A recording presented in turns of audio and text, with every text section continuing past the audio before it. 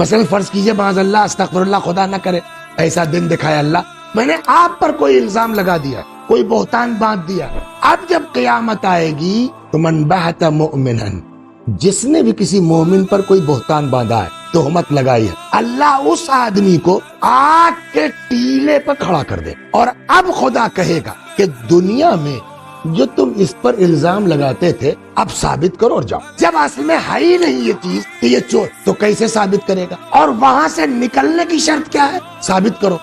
ہے نہیں تو ثابت ہو نہیں سکتا، اور جب تک ثابت نہیں ہوگا نکل نہیں سکتے۔ جہنم میں کون پھنسا پڑا ہے؟ جس نے کسی کے اوپر بہتان باندھا، الزام تراشی کی ہے، اس کو تو دنیا میں بھی، اور سب کمال یہ ہے دنیا میں بھی سزا ملے گی، آخرت میں بھی ملے گی۔ ایک روایت ہے، اگر کوئی انسان اپنے مومن بھائی کے لیے کوئی ایسی بات بیان کرے، مقصد بیان کرنے کا کیا ہے؟ تاکہ یہ پبلک میں بے عزت ہو جائے۔ صحیح ہوتا ہے نا؟ مقصد کیا ہے ان کے بیان کرنے کا؟